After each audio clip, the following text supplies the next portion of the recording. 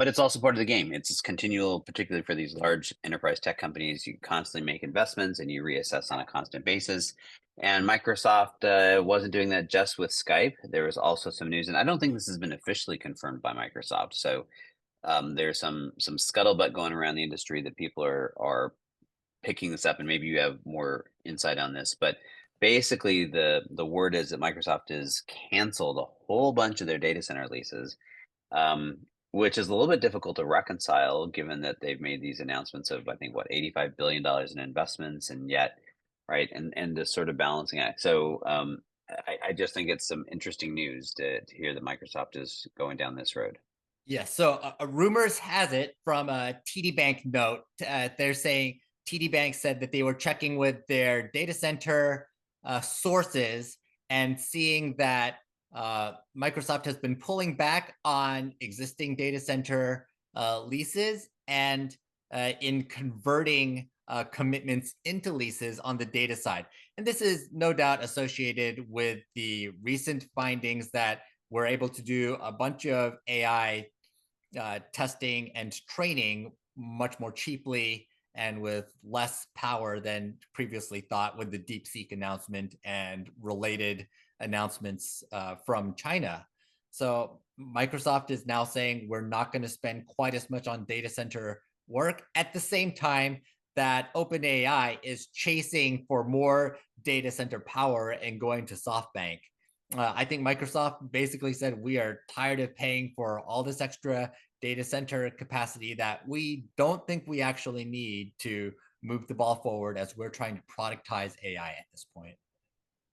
Well, and I do think there's probably a relationship to where we opened the show and the sales force showing sort of a slowness in the uptake within the enterprise. I think there's been plenty of reporting about Microsoft struggling to see the numbers that they had expected with their Copilot product Mm-hmm. and some of their other agentic or AI in general solutions. And so I do think sort of a slower rate of adoption that seems to be clearly the case across most enterprises. And the fact that there was just this arguably overinvestment, this rapid elevation of those data center investments, and then you throw in the kicker of DeepSeek causing everyone to go, "Do we really need all this capacity? Is that really what's going to be necessary?"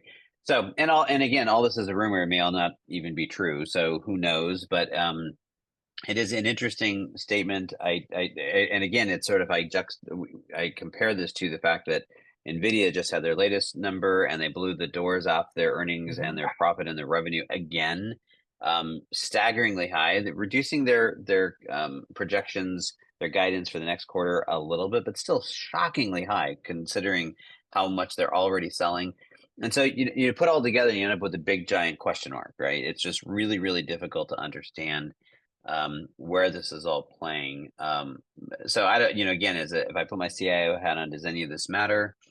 I don't know. I think that it's going to be a continually moving ball and trying to, it's going to be like watching the hockey puck from the cheap seats, and you have to just keep your eyes peeled and try to follow along.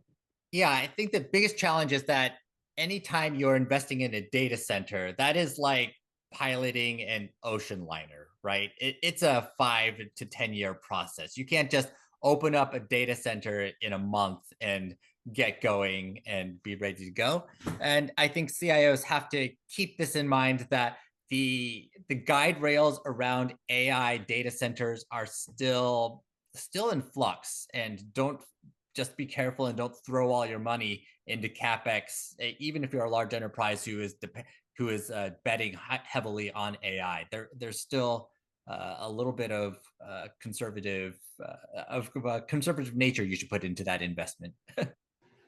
Well, and it's why I've always been a huge proponent of both, moving away from on-prem data centers, and whether that's colo or cloud, and being very smart about how you do that. Why we talk about HashiCorp and the hybrid IT sort of Mm-hmm. model, and why I'm a huge fan of that, because it's all about striking that balance and giving yourself enough flexibility. You're constantly tuning it, and it's also why I'm a big fan of multi-cloud, right? This idea of having multiple irons, and it's just all you're doing is adding more dials, right? Mm-hmm. And creating as much flexibility as you can so that you can adjust things as you go.